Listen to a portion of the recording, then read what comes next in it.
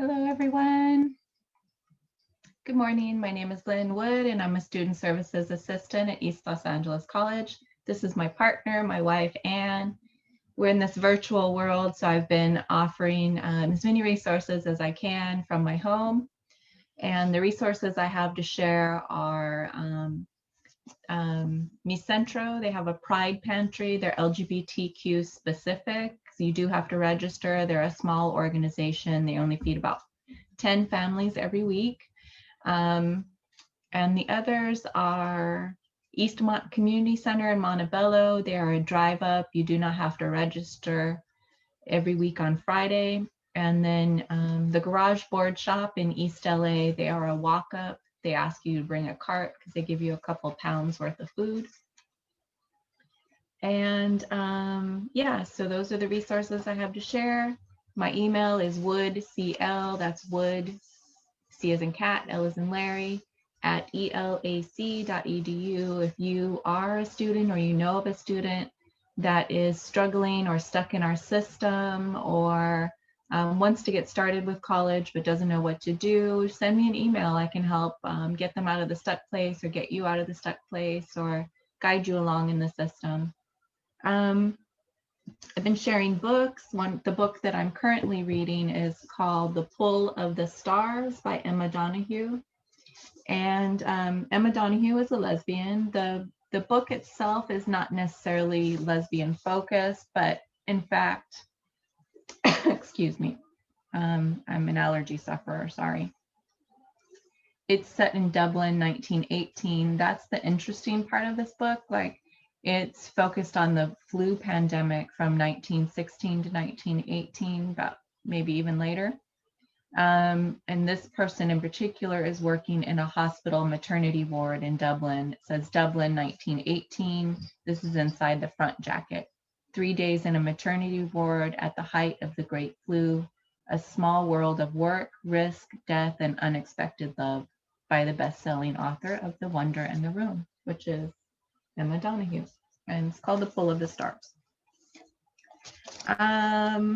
Something interesting, when she was walking along the road to go to work, she noted that she saw sanitizing crews. I thought that was interesting. They're sanitizing the streets. I wonder what they're using. I wonder too. It probably wasn't good to be breathing that, whatever it was. Yeah. Or walking on it. And she talks about masks and stuff like that, and they don't know what it is, so they have a bunch of different names for the flu, the grip. But the women come into the maternity ward, and some of them stay, and some of them only last a night. And so she struggled with that, but here we are back in the maternity ward. She's a nurse, right? Yeah, she's a nurse in the maternity ward. On page 6, I'm on page 66, and it says, a cough spasm through Mary OReilly. So I got her sitting up and sent Bertie over to the kettle to make her a hot lemonade. In the meantime, I had the young mother drink a tall glass of water. When her next pang started, I checked my watch, 20 minutes since the last. I settled her on her left side and told her to breathe in for a count of 3, out for 3, and repeat. If these were only warning shots, the combination of water, position, and breathing should ease them. I checked in on Ida Noonan, still asleep. All right, Mrs. Garrett, any more looseness? She clucked her tongue, quite the other way around. I'm all bunged up. It puzzled me how she could be feeling constipated so soon after diarrhea. Mary OReilly's small, uneasy humming stopped. I asked, would you say that one was about the same or milder? She asked, confused. About the same? Probably true labor, I decided. Don't forget, this is also maternity ward, so a lot of the women are in labor, or they've just had a child, or in the process. And they were too poor to hire a midwife. So they're at this maternity ward with all the other poor ladies, and it's really kind of spreading the illness.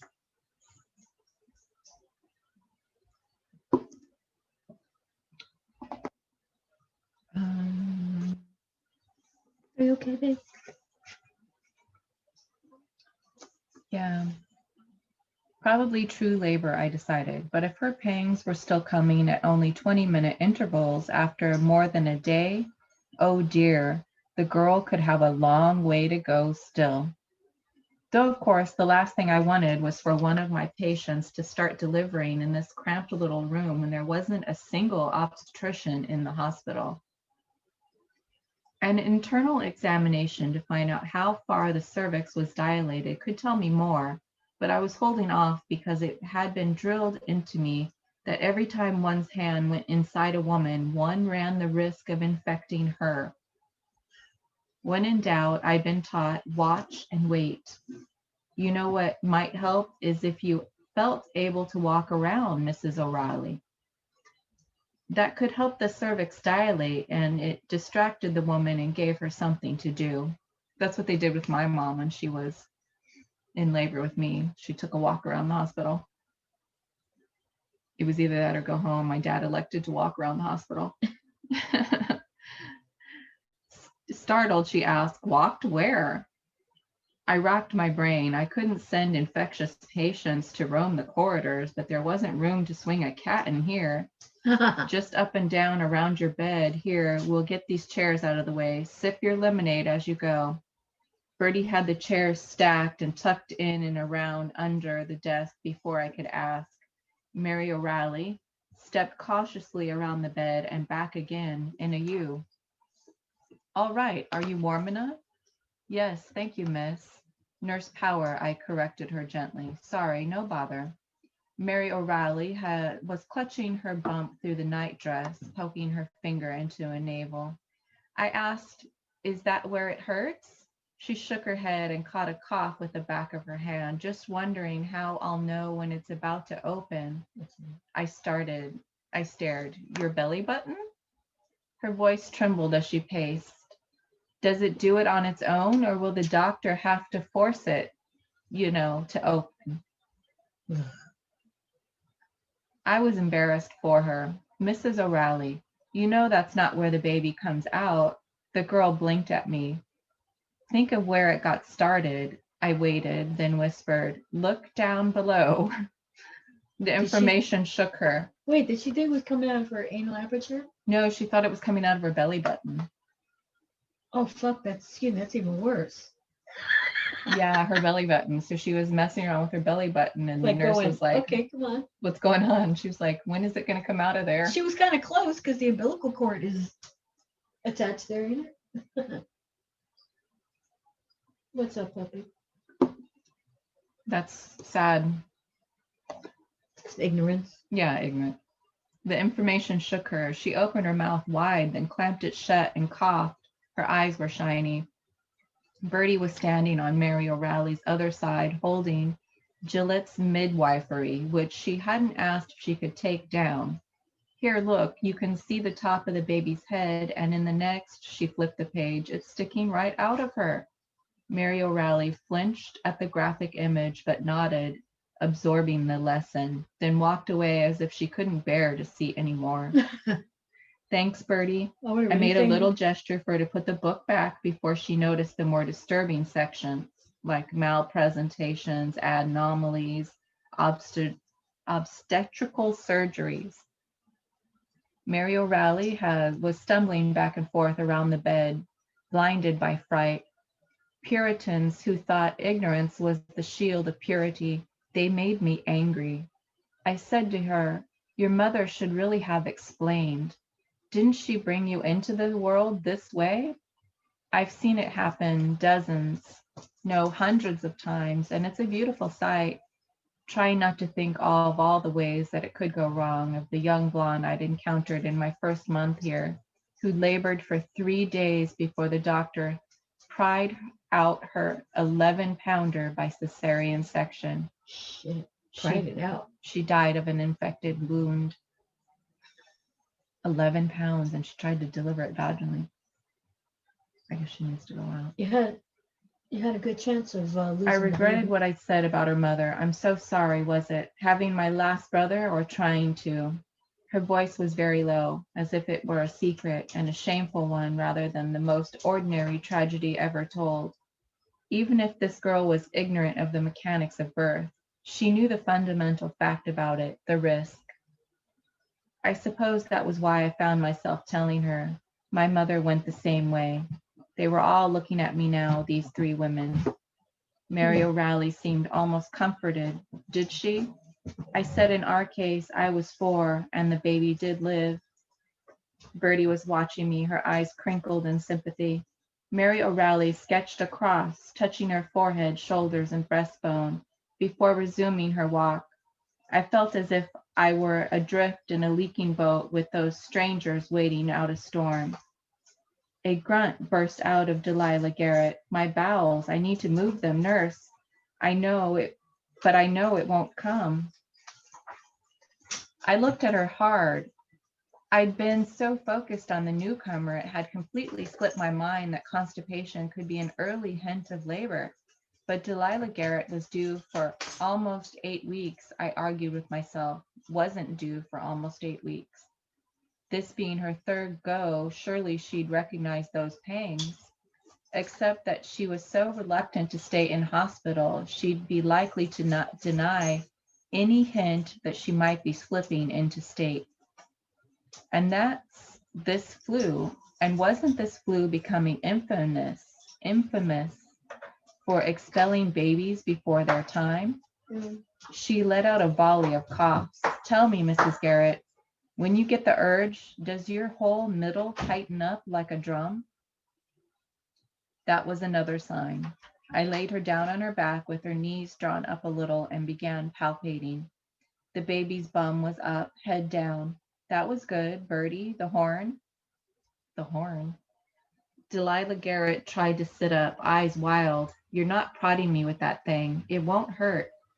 I can't bear anything pressing on me right now. Very well, I can use my ear. So I let my cheek against her bump and asked her to take a deep breath. I tell you, I'm desperate for the lavatory. I really don't think it's that, Mrs. Garrett, but you can try a bedpan. Bertie rushed to fetch one. I put my ear back to the hot, stretched skin. I found a pulse, but I could tell without counting that it was too slow to be anything but Delilah Garrett's. Her cough resounded in my head. Let me try a different spot. But the young woman kept thrashing about and protesting that I was pressing too hard and I couldn't make out the pattering beat I was seeking, the fetal rhythm that should be almost twice as fast as the mother. Please, Mrs. Garrett, don't move for a minute. It hurts to lay flat on my back. I spoke lullingly as if to a spooked horse. I understand. Delilah Garrett's voice went shrill. How could you, a spinster? Bertie's eyes widened and met mine. I smiled and shook my head to show I hadn't taken it personally. Laboring women often turned cranky as things came to the crunch. In fact, it was a useful sign. Delilah Garrett's face screwed up again and she began to moan. I noted the time. Waiting for her pang to finish, I checked on Ida Noonan, but was still scarlet-faced and dozing. Who was still scarlet-faced and dozing? Between their two cots, Mary O'Reilly paced like a ghost, 3 steps toward the window, 3 steps back, trying to keep out of the way. Mrs. O'Reilly, how are you doing? All right, I could sit a bit, maybe. Certainly, whatever you like. I went around her to Ida Noonan and gently pulled up the woman's lip to insert a thermometer under her tongue. She didn't stir. Back to kneel on Delilah Garrett's bed because I knew there was one more bit of proof I needed. Was the head fixed in the pelvis yet or still floating? Hold steady on your back for 1 minute more, please, Mrs. Garrett.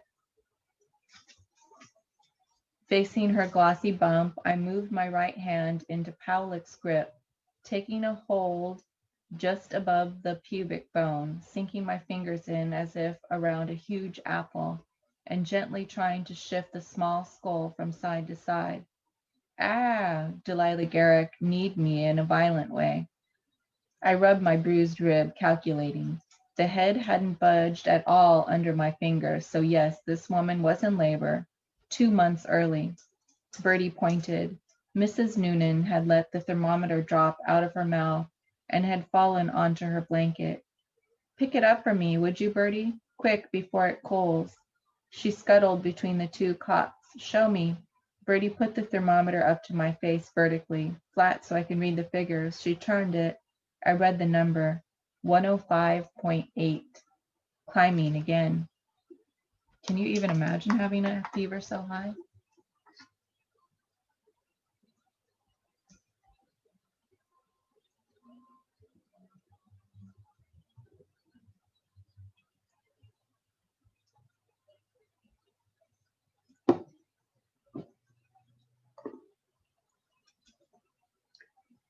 Check she still had some whiskey in her cup, would you? Bertie reported. Plenty.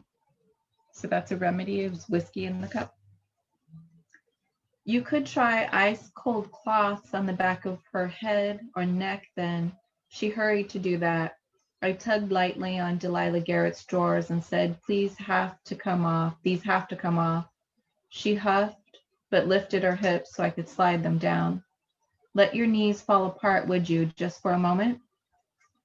I didn't even need to touch her.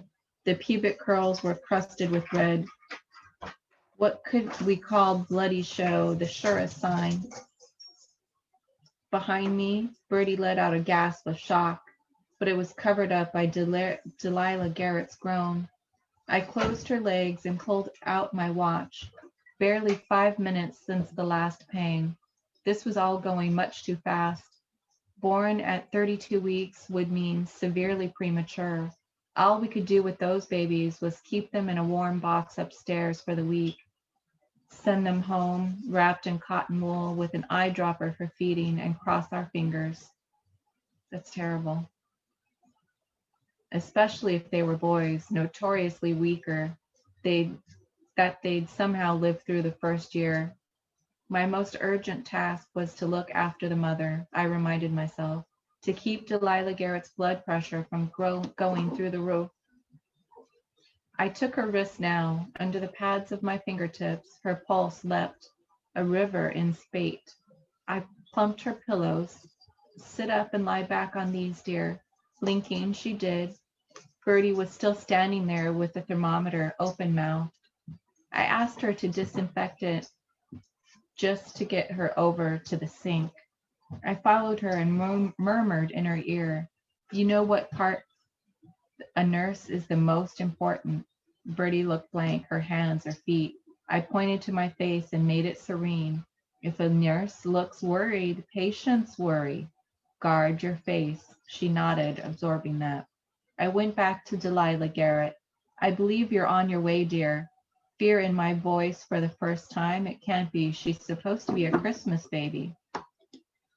As lightly as I could, I said, well, she seems to believe she's a Halloween baby instead. Oh, no. I turned to see Bertie with an appalled face, one hand trickling scarlet. I demanded, what have you done? She cringed. Sorry, I set the thing. I put it down on the hot pot. It must have hit something, so I took it out again. I'd meant her to dip the thermometer in the basin of carbolic. What kind of idiot didn't know that boiling water would crack a delicate glass bulb? But I bit my tongue. I could hardly expect this woman to pick up the basics of nursing in a couple of hours. Right. Excuse me a minute, Mrs. Garrett. She buried her face in the pillow and moaned. I crossed the room, took Bertie's hand, shook it a little over the bubbling water till she released the shards. I dried the bleeding finger on a sterile cloth, gave the cut a dab with a styptic pencil from my apron to seal it up. Everybody's got one of those in their apron. So she wouldn't go off dripping scarlet like a murderess in a play. There you go. Now, could you run upstairs to the maternity ward and find Sister Finnegan? Tell her I have a precipitate premature labor. Damn it. Bertie, never hold on to these unfamiliar words. A rapid premature labor, I said instead. Would it be better off taking the time to write a note? Tell Sister Finnegan that Mrs. Garrett's pangs are less than 5 minutes apart and we need a doctor. If the lady one isn't in yet, then anyone else at all. Will you remember? Bertie echoed in a thrilled voice. 5 minutes, any doctor. She scurried off. I called after her. Don't actually run. Delilah Garrett grunted crossly. I keep telling you, I need to go. I reached for the bedpan Bertie had brought over. Not that. You have to rest and conserve your strength. But she won't let her take a bowel movement. She feels like she has to poop, yeah, and she's trying to give her the But it's bedpan. because it's putting pressure. It makes you feel like you gotta go. Yeah, That's it's really awful. the baby coming out. A 'Cause lot of the women babies- poop at the same time. Yeah. Yeah. Anyway, I think I'm gonna stop here if you're Oh, want to read, because like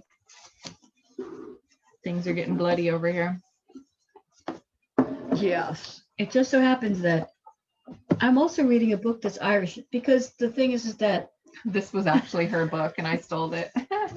I bought a couple of them at the same time, and because I was trying to get more fiction writers that for her, to be able to read more fiction writers, as opposed to like a bunch of memoirs, But of course, it could be written on parts of their life anyway, But anyway, so this is the third. This is by Graham Norton. He's a gay Irishman. I think he's in London now, and he has a talk show on Friday nights he would probably love me telling people about his talk show. Friday nights, 11 p.m. because it's adult, And I find him to be very funny, and he has all kinds of people on there. I mean, Americans, people that you know, people you don't know, but they're always very funny. And he's also a writer. And I decided I wanted to try one of his books. And he's from Dublin, which is where my mother was born and all that. So I like Irish stuff.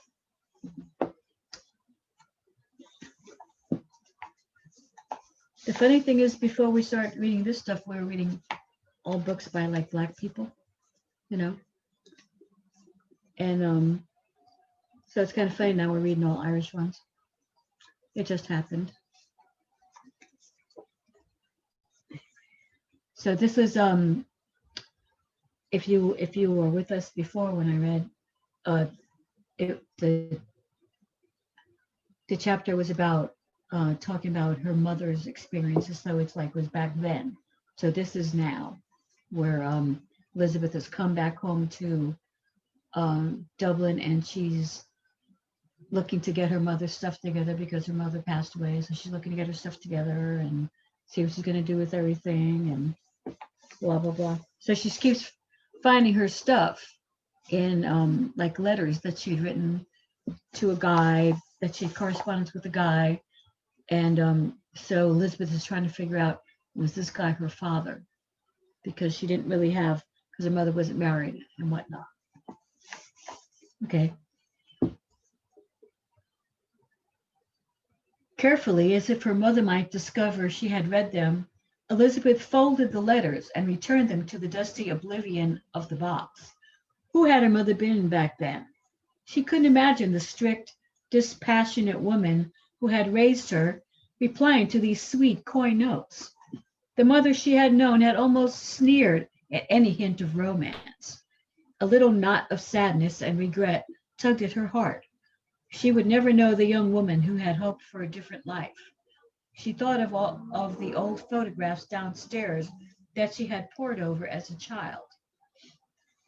Uncle Jerry in short trousers, holding her mother's hand before she went off for her first communion.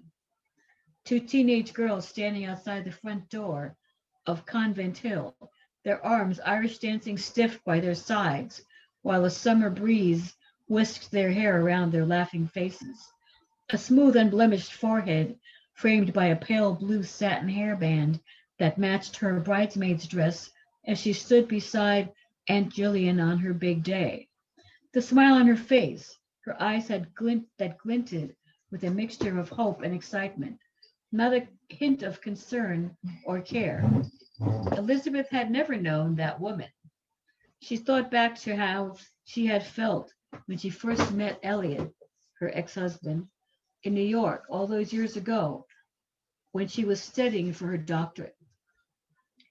He wasn't her first boyfriend, but what she had felt for him was nothing compared to the callow boys at UCD.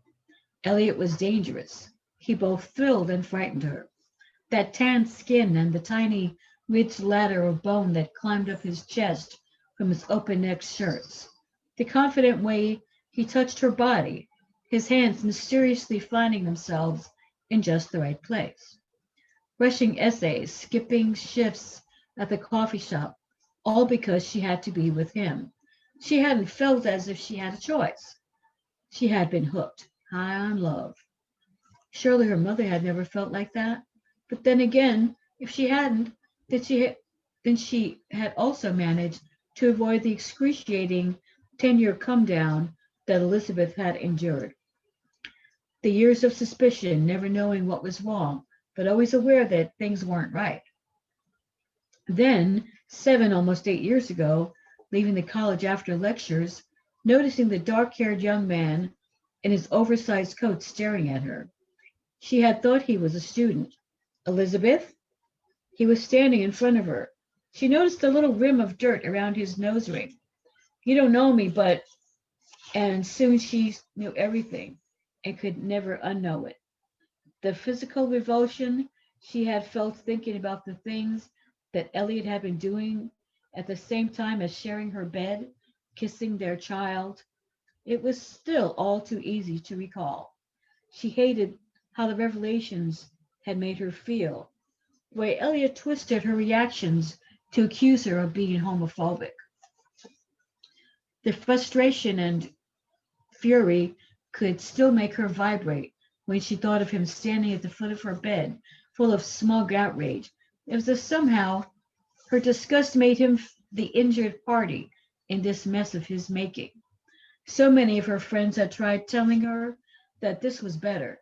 It would have been worse if he'd left her for a woman. Stony-faced, she had listened, but inside she was screaming. This was no better. From now on, there would only be layers of worse. Her marriage was over, washed away by a tidal of lies, a tidal wave of lies. Now Zach, her son, now Zach was the only worthwhile souvenir from her journey into the deepest, darkest depths of romance. His good-natured way of approaching the world seemed so remarkably unmarred by his parents' failings. He was her defense that it had all been worth it. She stood up abruptly to avoid sinking into a now familiar swamp of regret. The box was returned to the wardrobe, and with a sigh,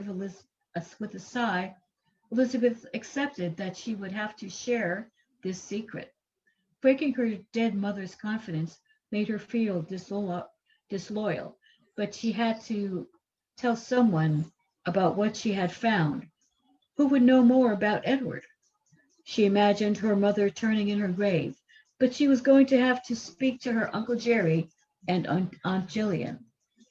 She looked at her phone. It was still only 7:30. Too early to talk to anyone. She would make herself some toast. Opening the kitchen door, she didn't notice it right away. It was the rustle of paper that drew her attention, and then she saw it. Sitting up in her canvas tote bag, holding an energy bar between its small, dusty pink paws, was a rat. Yee! Elizabeth screamed and slammed the door. Panting with fear, she leaned against the wall and scanned the hall for any other rodents. Her body shuddered as she considered how many of them might be in the house. Girl. Had they been in the bedroom with her last night? Licking her toes, probably. Of course, she was used to seeing rats weaving around the black plastic hills of rubbish on the streets of New York late at night, but this was different. Seeing one at such close quarters seemed almost pornographic in its horror. She considered all the things that were in the kitchen, her car keys, the house keys, her handbag with her passport and purse. She needed a trap or poison or whatever new methods had been developed since she was a girl. The obvious place to go was Keenan Sons, which for so long as she could remember had been an Aladdin's cave of anything you might want that was in food or clothing. Though, of course, her cousin Noel, had added a baby boutique, despite the protests from Uncle Jerry. The shop belongs to her family. The shop wouldn't open until 9. After having a very brief heart-stopping cold shower, she got dressed and came back downstairs. The kitchen remained off limits and it was still only 8 o'clock. The large pile of post, which is what they call mail, was spread across the console table. She sighed and sat in the high-backed mahogany chair that had always been used when anyone was speaking on the phone. It creaked as it always had, and the back hit the wall as she knew it would. Ripping open the various envelopes, she found appeals from donkey sanctuaries, cancer charities, guides for dogs for the blind, several electricity and phone bills, a letter from the refuse collection company acknowledging the end of service from that address because her mother had passed away, and then a letter from her mother's solicitor, Ernest O'Sullivan. She assumed it was going to be a bill, but the letter was addressed to her. He wanted to speak to her about her mother's will and a codicil that had come to light. Like a codicil is like an extra, like an addendum. Elizabeth checked the date on the letter, a week after her mother's funeral. She folded the paper and slipped it into the back pocket of her jeans. Hopefully, it could be dealt with over the phone. She didn't fancy having to drive all the way over to Kilkenny. As long as it didn't involve her Uncle Jerry or complicate her plans, she didn't care. Her goal was just to sell up and head back to New York with enough money to help Zach through college. He claimed he didn't want to go, but she knew that Elliot would read him the riot act when he got wind of her son's plan. It was one of the reasons she had agreed to let Zach head west by himself to San Francisco for a visit with his father. She pulled her phone from her pocket. It would be after midnight in California, too late to call. She would ring in the evening. Looking at the screen, she saw that she had missed a call and a voicemail. Zach. Even as she wondered how she hadn't heard the phone ringing, she remembered she had left the phone on silent from the night before. Hi, Mom, it's me. Just to let you know I've arrived. Dad picked me up from the airport and everything is great. Really warm compared to home. Hope Ireland isn't too depressing. I'm shattered, so I'm going to crash. Love you. It was so lovely to hear his voice, his New York swagger trying to mask his adolescent excitement.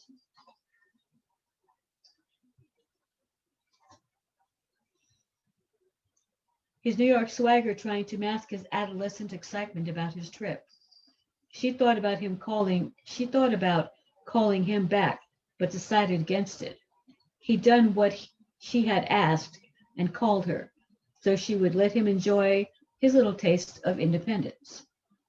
She would wait to return the call. She wasn't going to be that sort of mother, or more precisely, she didn't want to be her own mother.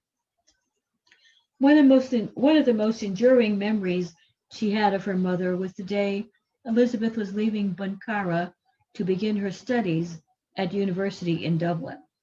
She had expected her mother to perhaps be a little upset.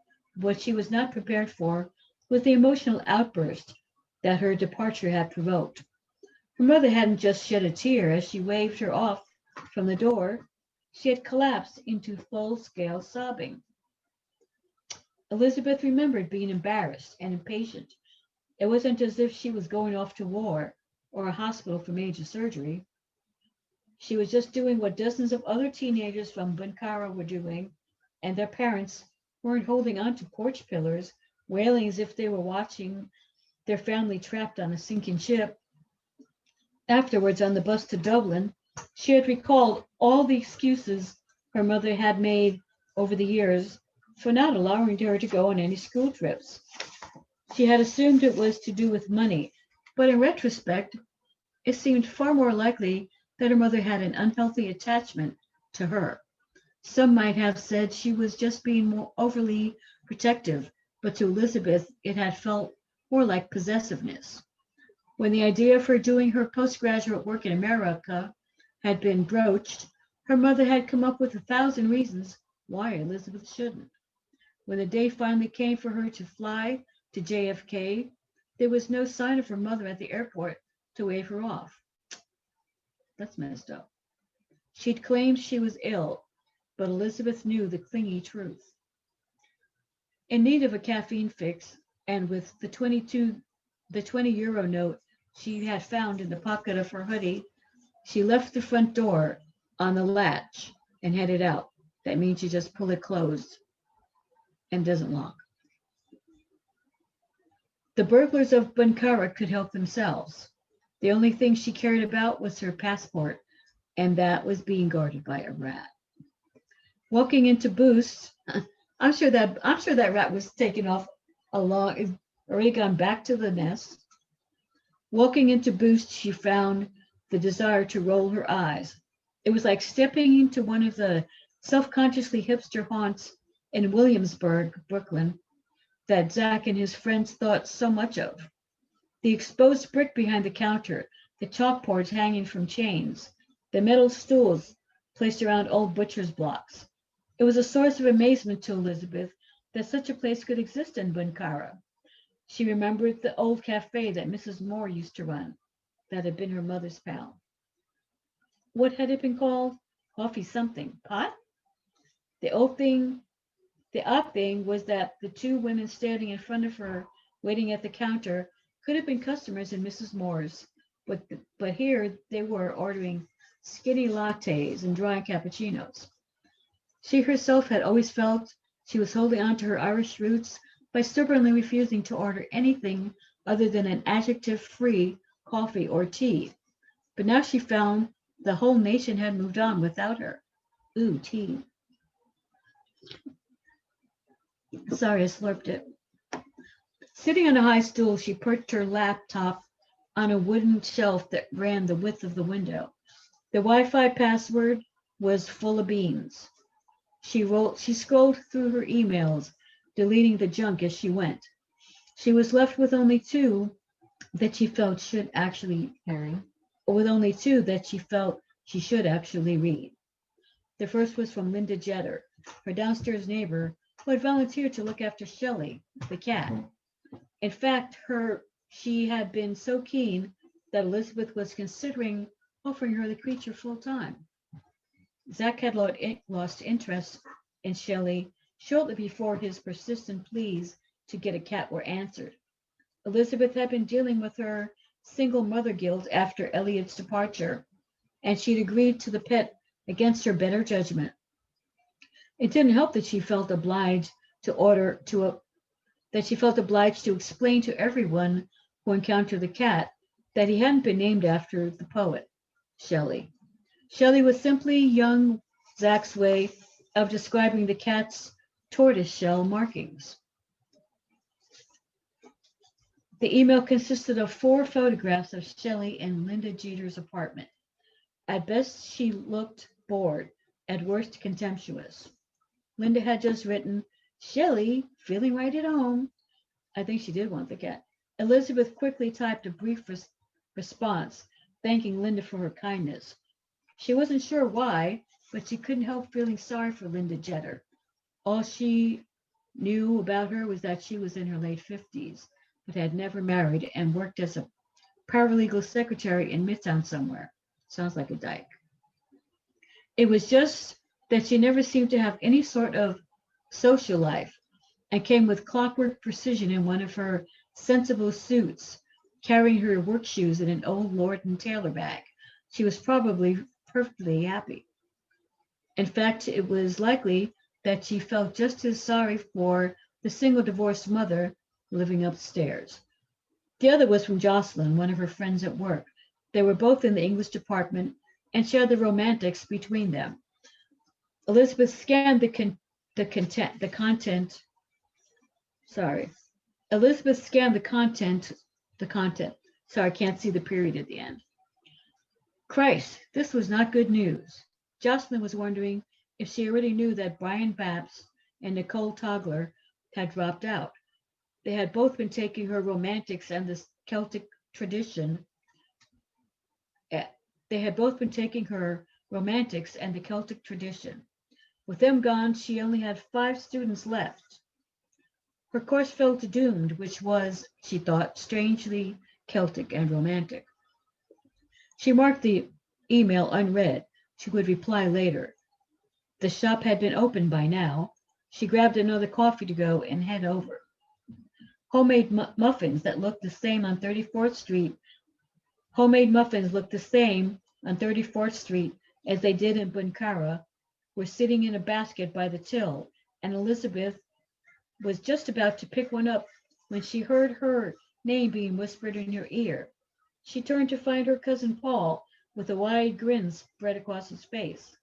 I heard you were back. Yes, she wasn't sure what else to add. She was clearly back. Noelle said she saw you. Yes, she did. Wait, sorry. I think we're gonna have to stop. I was trying to see what the last. Oh, it does go on further. I didn't think it was that long. Okay. We'll have to just stop in the middle of it. Sorry. Okay, so let's just start here then, where she meets her cousin in the coffee place. Oh, okay. And we'll take, yeah? Yeah. Okay. So I'll just start over here again next time. Sounds good. Thank you all for tuning in today. It's Tuesday, and video will be released on YouTube. I'm just using Zoom to record, and we thank you for tuning in. My email is woodcl@elac.edu. Feel free to send me an email. Lynn Wood, Student Services Assistant at East Los Angeles College.